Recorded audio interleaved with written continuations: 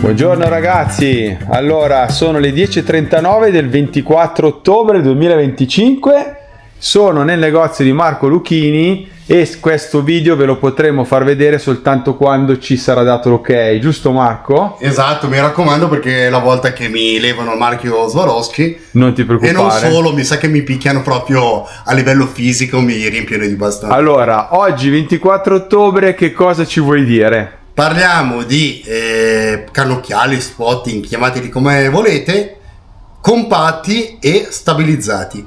Qua ho un kite, ne avrete già sentito parlare, già il Pier aveva fatto un video, ma la novità è Ops. Due Swarovski. Wow. Uno col diametro da 65 mm, molto compatto, con lo zoom che va da 18 fino a 45. Vi assicuro che si riesce a usarlo a mano libera. Confermo ragazzi, perché io ci ho già guardato dopo dentro. Sta scenetta, a dire la verità, il Pier ci ha già dato Ho già guardato dentro ragazzi e si vedevano i micro dettagli dei caratteri giù in fondo al massimo ingrandimento a mano libera, devo E confermare. non è solo il primo grande esperto che ci ha buttato l'occhio, un altro è Luca Mazzolini, che anche lui confermava che riusciva a utilizzarlo al massimo ingrandimento a mano libera addirittura. E questo è anche compatto. A livello di peso ovviamente pesa qualcosina in più rispetto ad altri non stabilizzati, però non è una cosa neanche esagerata. 1520 grammi, 1,5 kg. Tiro e mezzo, come un teleobiettivo fotografico, dai. Ma quello che piace di più a me è questo qua, angolato, si riesce a impugnare bene, poi col diametro da 65.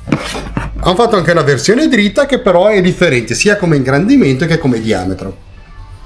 Le dimensioni è un po' più leggero, 1,350 kg pressappoco, è fatto dritto. Alcuni lo preferiscono dritto perché dicono che riescono a capire meglio la direzione di quello che stanno guardando. I cacciatori dipende, qualcuno sì, qualcuno ha le sue. Però come vedete a livello di è uguale, però il diametro è 50. Campana identica, estetica identica, fuori tubi e diaframmato 50. E come ingrandimento va da 14 fino a 35. La stabilizzazione è la stessa. Io ho visto come è fatto il sistema di stabilizzazione. È un giroscopio, un giroscopio con una lente. Ma si saprà qualcosa in più o nel brevettato non dicono nulla? Ma qualcosina penso che diranno, ecco, senza specificare troppo. Comunque hanno fatto vedere anche fisicamente come è fatto praticamente.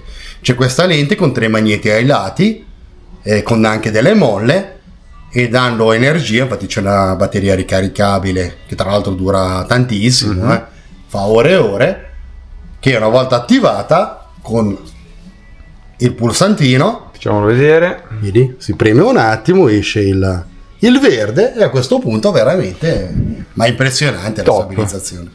Scusa la domanda venale, si sa qualcosa sui prezzi o non ancora? Si sa qualcosa sui prezzi, e allora vado a memoria.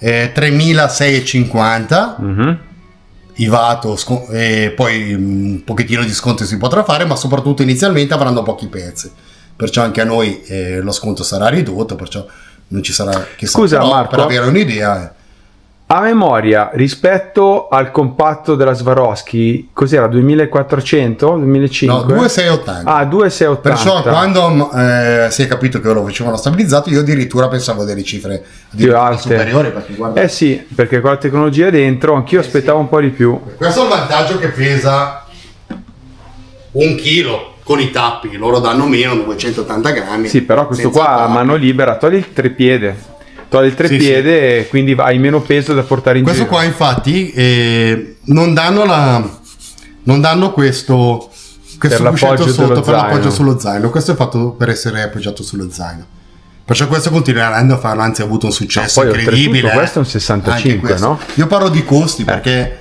sono 1.000 euro in più. Questo è il diametro da 65, questo è un 56, è stabilizzato, ci viaggia con 1.000 euro in più, perciò si affiancano. C'è gente che preferisce averlo più leggero, lo appoggia sullo zaino, Però qualcuno probabilmente gli farà gola al fatto di averla Ma io immagino ad esempio nel settore naturalistico magari qualche ornitologo professionista, nel settore da caccia i camoscisti, sì, che devono arrampicarsi e andare in giro in montagna. A quel punto poi anche si può utilizzare lo stesso adattatore, il VPA2, quello per collegare lo smartphone.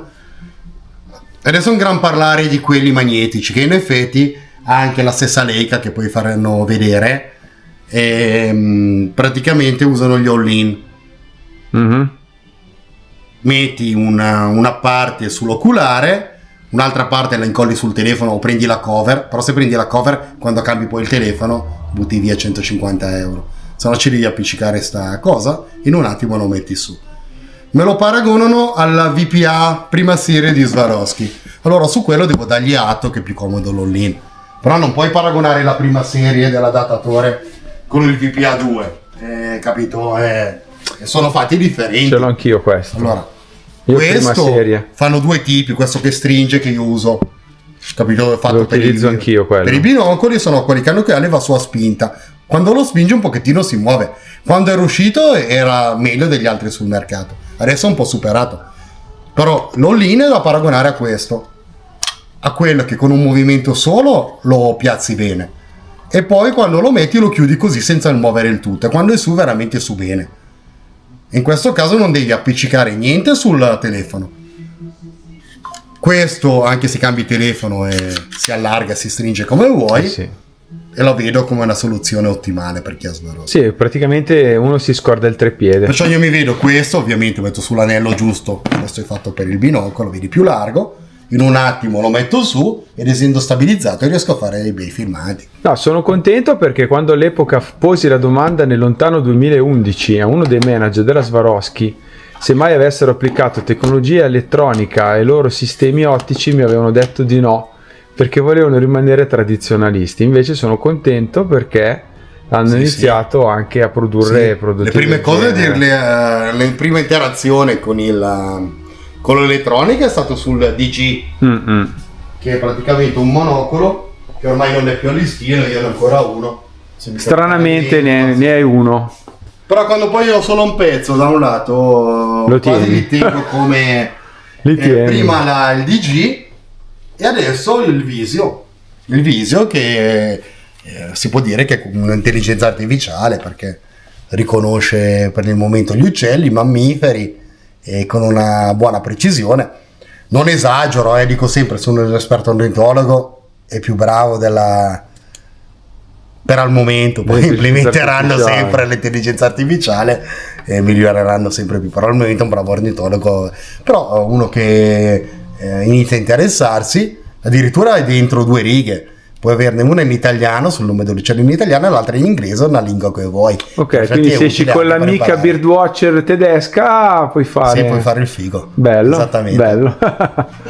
Perciò le prime interazioni, si può dire i telemetri. Questo è il primo che avevano fatto, guardate com'è grosso.